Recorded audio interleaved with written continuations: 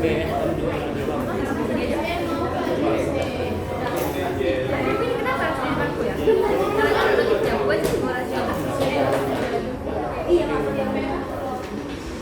teman-teman. Pagi. Oke, sebelum kita mulai presentasinya. Oke, teman-teman, sebelum kita mulai presentasinya, kita akan melakukan ice breaking. Ice breakingnya itu tepuk satu kali. Ini cara ice breakingnya itu gini. Tepuk satu kali, tepuk dua kali, tepuk tiga kali, tepuk berkali-kali. Kalau jadi 4 kali ya, kalau berkali-kali. Nah, kalau nggak ada kata tepuk, berarti kalian nggak boleh tepuk, gitu. Udah ngerti? Udah paham? Udah bisa? Oke, tepuk satu kali, tepuk dua kali, satu kali. Kalau tidak ada kata tepuk, jangan ditepuk. Oke, konsentrasi ya. Tepuk satu kali, 3 kali.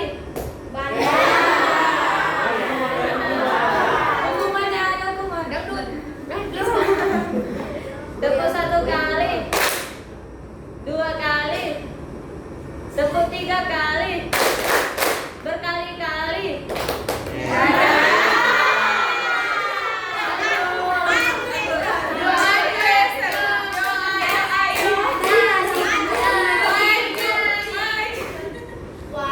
Sekali lagi ya, sekali lagi. Last one. Tepuk satu kali.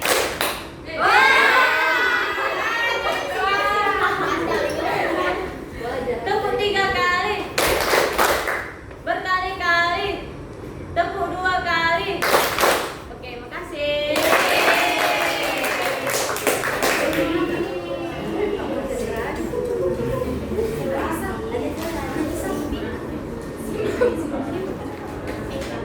Baik teman-teman, jadi kami dari kelompok 3 pertama-tama marilah kita panjatkan pujian kita kepada Tuhan Yang Maha Esa karena izinkanlah kita dapat berkumpul di ruang kelas kita ini, dan yang kami hormati dosen pengampu mata kuliah Bahasa Indonesia, Ibu Trisawati Hutagalung, dan juga teman-teman sekalian yang kami kasihi.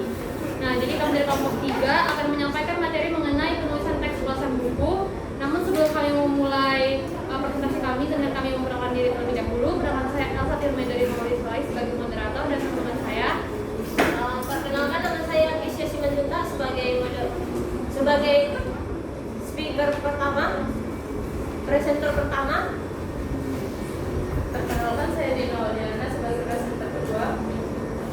Perkenalkan saya Ibu Sumaraya sebagai presenter ketiga. Dan satu lagi teman kami Anak Salsabila yang tidak bisa hadir. Nah, jadi untuk mempersingkat waktu, langsung saja kita akan masuk ke materi yang pertama, itu mengenai definisi dan tujuan dari teks ulasan buku yang akan dijelaskan oleh Profesor Keisha. Baiklah teman-teman, saya akan menjelaskan apa itu definisi dari dan tujuan dari teks ulasan. Teks ulasan itu sendiri adalah teks ulasan itu sendiri adalah teks yang kita gunakan untuk menilai dari karya orang lain. Menurut Isnatun dan Farida, teks ulasan adalah tulisan yang berisi kegiatan menilai atau mempertimbangkan kualitas suatu karya secara kritis. Sedangkan menurut Kohasi sendiri mengumumkakan bahwa ulasan termasuk ke dalam jenis teks discussion, yaitu teks yang berfungsi untuk membahas berbagai pandangan mengenai suatu objek, isu ataupun masalah tertentu.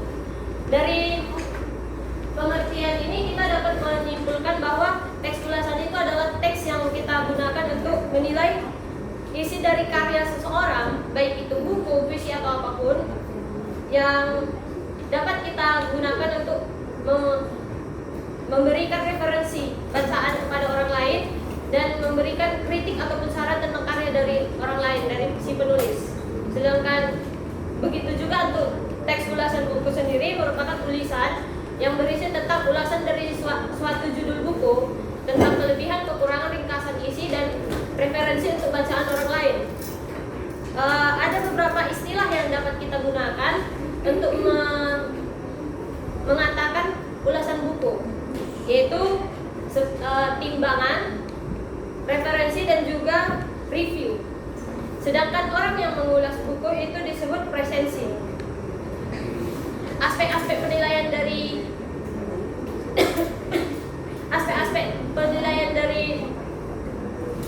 ulasan buku sendiri itu adalah cara penyajian, tata bahasa,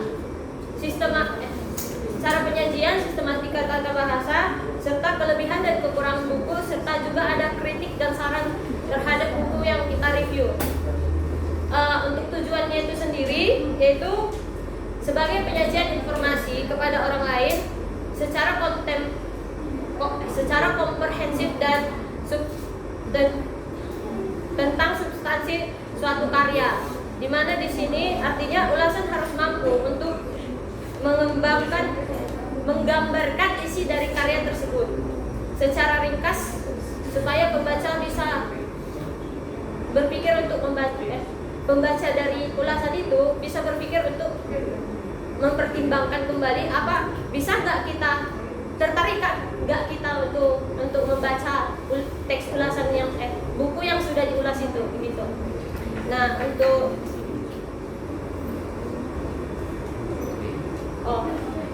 yang kedua itu ada untuk membuat pembaca dari teks ulasan itu memikirkan kembali, menikmati dan juga mendiskusikan kembali isi dari buku tersebut. Dan yang terakhir itu tujuannya itu memberikan pertimbangan seperti yang saya bilang tadi, pertimbangan apakah buku itu layak untuk dibaca oleh pembaca setelah kita membaca ulasan dari buku tersebut gitu.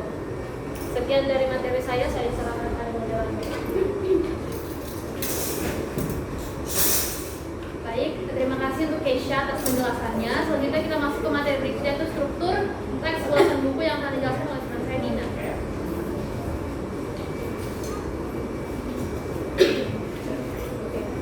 Oke teman-teman, jadi sekarang kita masuk ke struktur teks ulasan pada buku. Di struktur teks ulasan pada buku ada identitas, orientasi, tafsiran, isi, evaluasi, dan rangkuman. Saya di sini akan menjelaskan sedikit tentang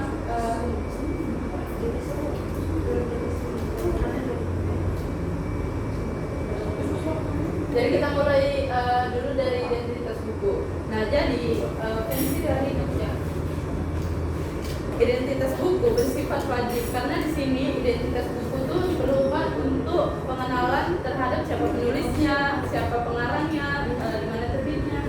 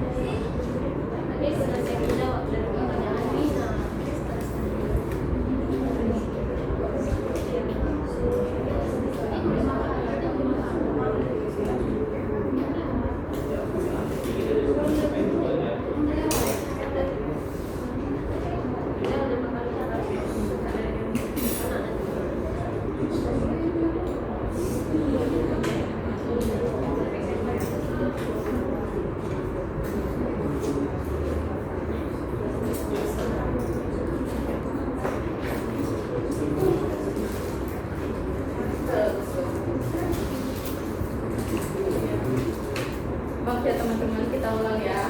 Jadi sekarang masuk ke struktur teks ulasan pada buku. Yang pertama ada identitas, orientasi, tafsiran, isi, evaluasi, dan rangkuman.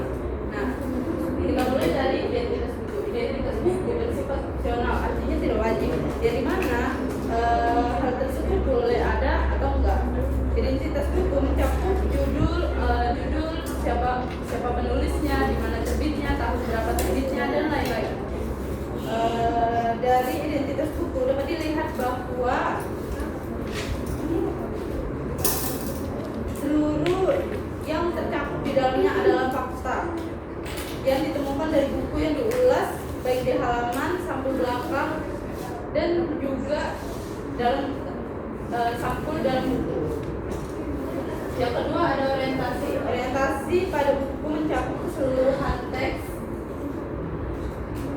ulasan yang berfungsi sebagai perkenalan dan penyampaian informasi buku dan menyatakan pendapat pengulas terhadap buku tersebut, yang menceritakan keseluruhan deskripsi buku secara singkat. Selanjutnya ada tafsiran isi. Tafsiran isi merupakan isi singkat penceritaan ulang buku tentang hal yang dilakukan penulis secara singkat saat menulis buku, yang merupakan ulasan dari seorang penulis yang membandingkan karyanya dengan karya orang lain yang satu gender.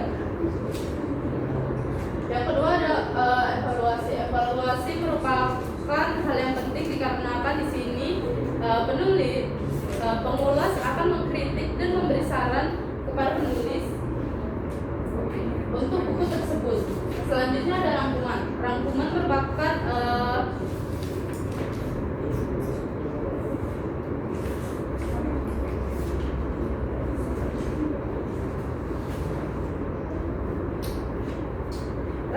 merupakan bagian penutup dalam teks ulasan yang berisi simpulan dari keseluruhan pembahasan pada buku tersebut, yang dimana dibuat sesingkat-singkatnya. Baik, saya kembalikan ke moderator.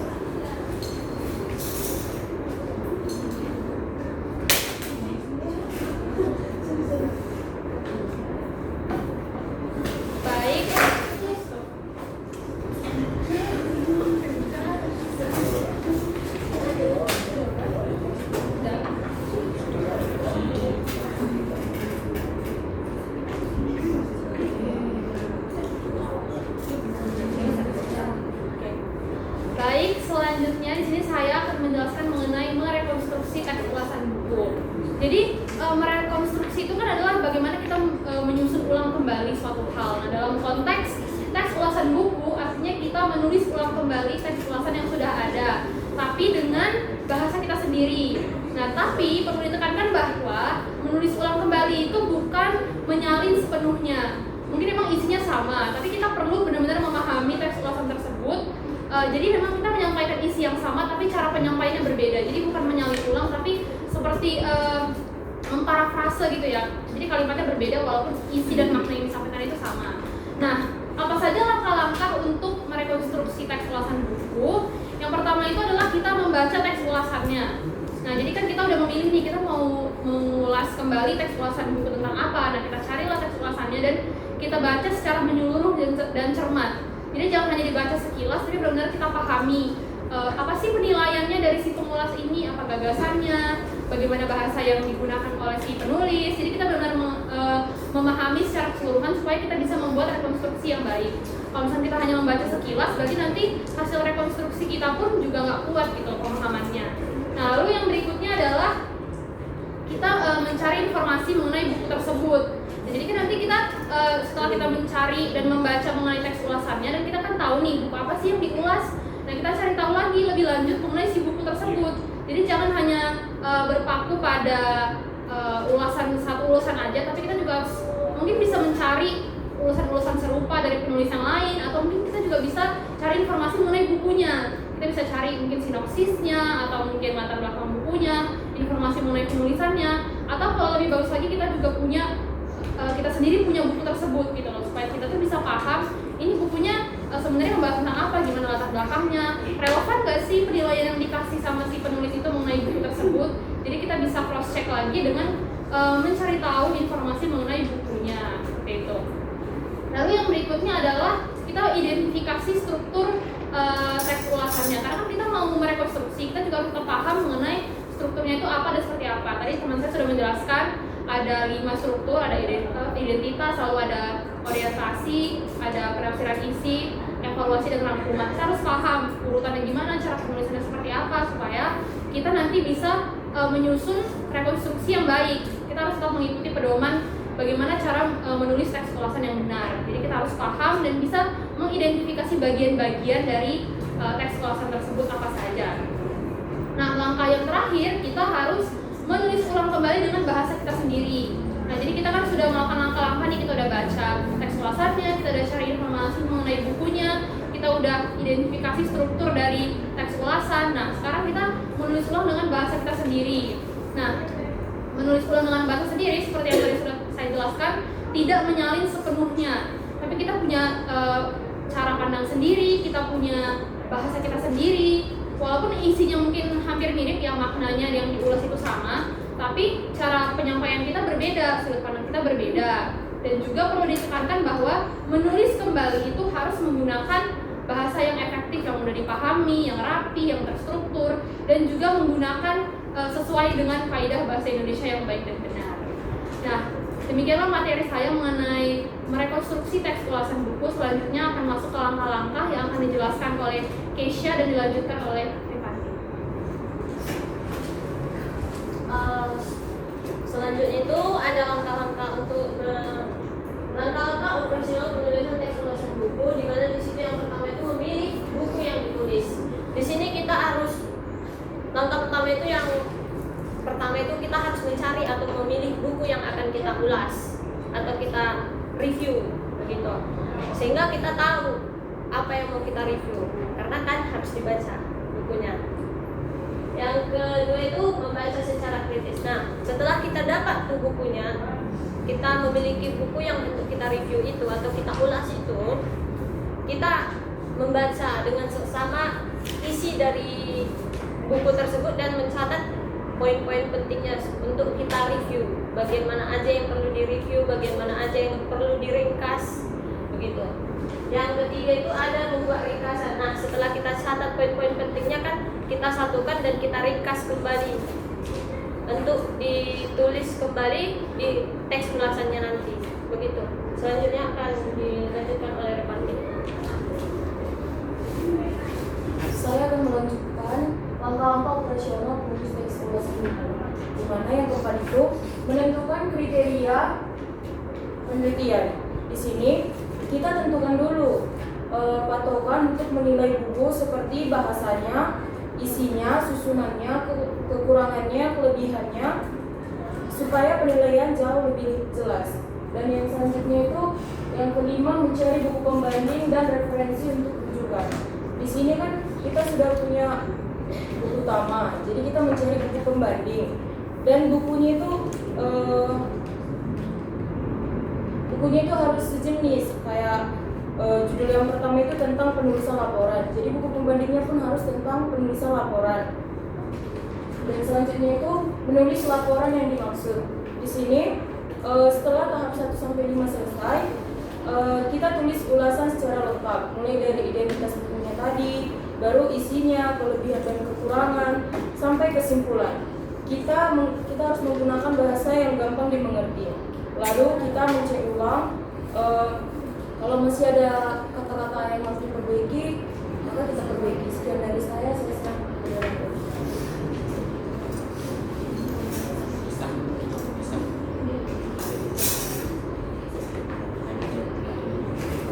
Baik teman-teman, demikianlah pemaparan materi kami. Sekarang kami mau membuka sesi tanya jawab. Jika ada teman-teman, terutama dari kelompok 6 yang ingin bertanya, silakan. Wina ya? Kepada Wina dipersilakan.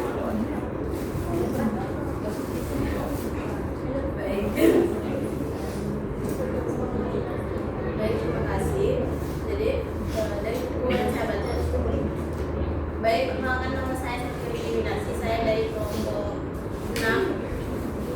Jadi dari buku cerita yang mau saya baca itu kan dibilang di bagian strukturnya kalau identitas itu kan opsional. Padahal kan kalau nggak ada identitas kan kita kan jadi nggak tahu apa judul, latar belakang, siapa penulisnya kan. Nah jadi pertanyaan dari saya, dalam kondisi seperti apa identitas dalam teks ulasan itu dapat dihilangkan judulnya, namun kejelasan dari teks ulasan itu tidak hilang dia gitu. Baik, hanya itu pertanyaan saya. Terima kasih. Ada lagi teman-teman yang ingin bertanya?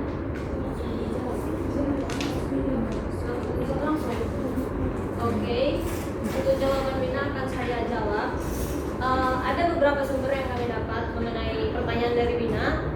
Yang pertama identitas itu boleh dihilangkan jika konteksnya sudah jelas, di mana di situ artinya jika pembaca sudah mengetahui karya yang ditulis itu apa, judul karyanya apa. Misalnya satu teman sekelas itu mereview satu buku yang sama, kan kita nggak mungkin tahu kata-kata yang kita review itu sama teman kita kan nggak mungkin sama, tapi kan bukunya itu sama.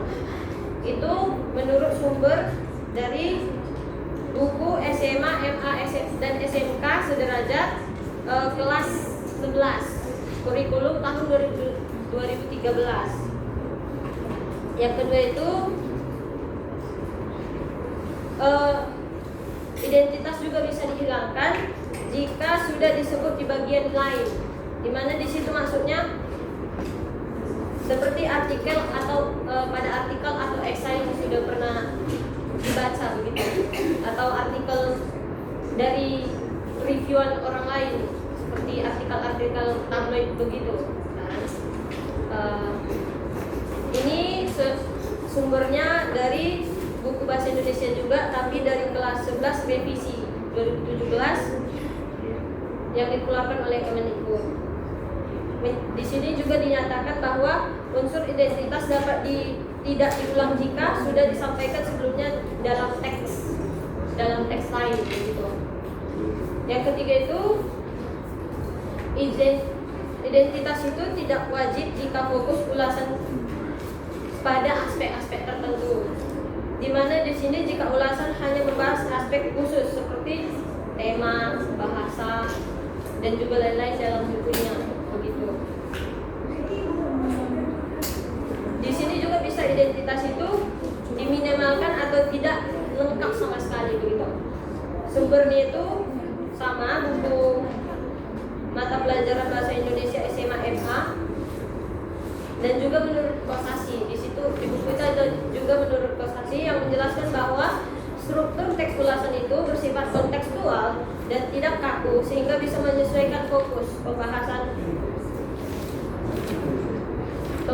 dari teks ulasan itu.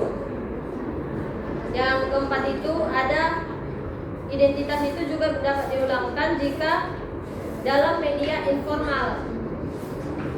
Maksudnya di sini pada media seperti blog ataupun catatan pribadi maupun identitas sering tidak dicantumkan karena menjelaskan bahwa yang keempat itu identitas bisa dihilangkan dalam media informal seperti blog ataupun catatan pribadi.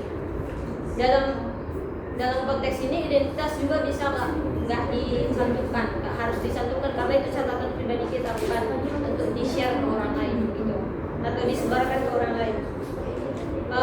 Sumbernya itu juga Bahasa Indonesia Ekspresi Diri dan Akademik SMA MA dan sederajat kelas 11 dari Kemendikbud juga, yang menjelaskan di sini bahwasanya bentuk teks ulasan dapat bervariasi tergantung tujuan dan media penulisannya.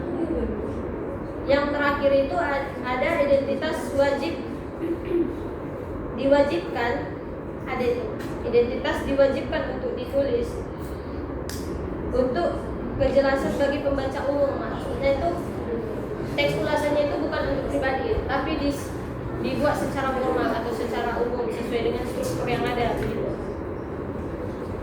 Sumbernya itu dalam Retorika Keterampilan Bahasa Indonesia dari Boris Keraf yang menjelaskan pentingnya kejelasan informasi dalam komunikasi tertulis termasuk penyebutan objek dibahas begitu. Jadi intinya itu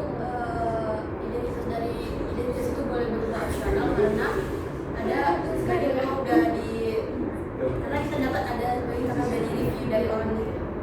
Ya bisa kita sudah tahu apa judul reviewannya, bisa kita tahu gara-gara sama-sama mereview satu kelas karena kita udah tahu apa aja isinya. Jadi identitasnya nggak perlu lagi dirincikan, bisa gara-gara itu untuk catatan pribadi kita, bukan untuk disebarkan ke orang lain. Begitu. Ngerti? Oke, sekian. Baik, ada lagi yang ingin bertanya?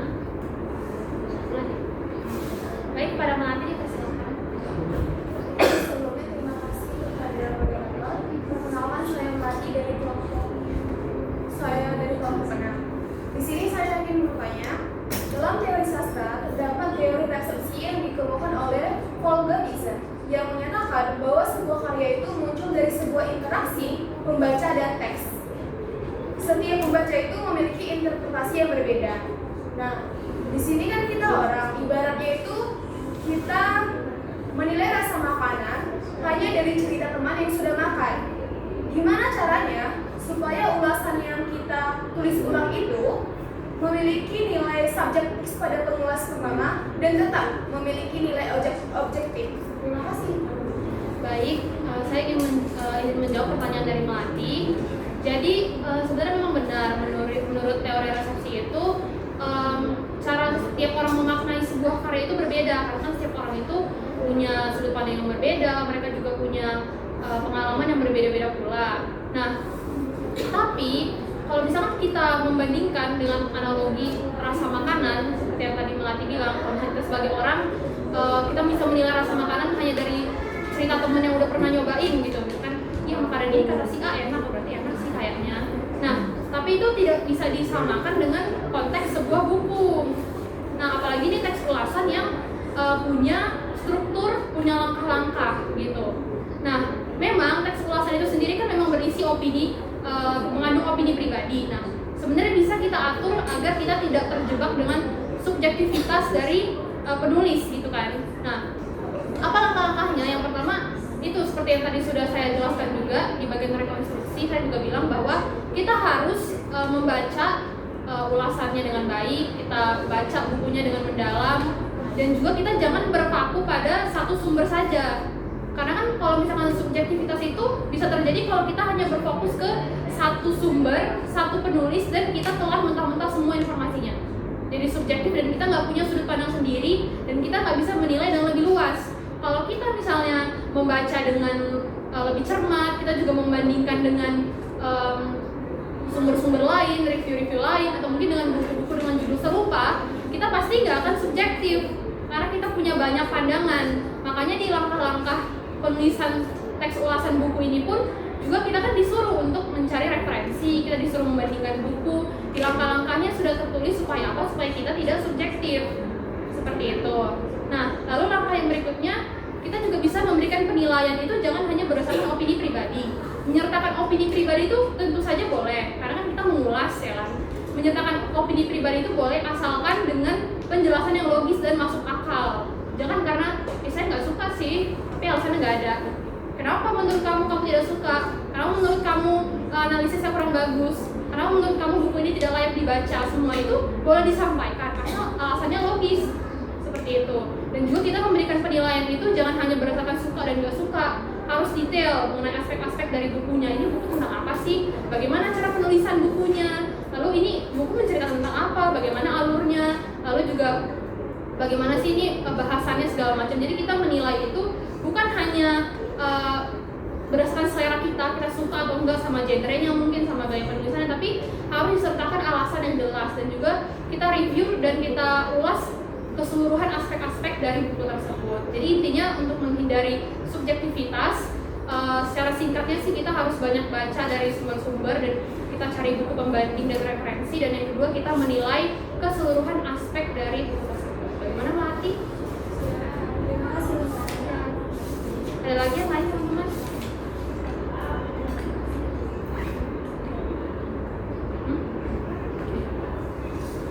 Baik, karena tidak ada lagi yang ingin bertanya, jadi langsung saja saya akan menyampaikan kesimpulan dari presentasi kami. Jadi dapat disimpulkan bahwa teks ulasan itu bukan hanya berisi tentang ringkasan sebuah buku atau rangkuman dari sebuah buku, tapi juga lebih berisi pada bagaimana penilaian dan kualitas dari buku tersebut. Nah, tujuannya ada banyak ya teman-teman, tapi salah satunya adalah untuk membantu pembaca atau kita-kitanya yang mau nyari tentang buku itu, membantu untuk supaya kita tahu nih review tentang buku ini recommended gak sih untuk dibaca, bagus gak sih sebenarnya bukunya, apa kelebihan kekurangannya gitu, supaya pembaca itu tahu harus baca bukunya atau enggak. Dan juga teks ulasan ini mempunyai struktur dan langkah-langkah baku yang harus diikuti dalam penulisannya. Jadi tidak boleh asal dan tidak boleh penilaiannya juga tidak boleh subjektif, harus mengikuti struktur, langkah-langkah dan kaidah kebahasaannya.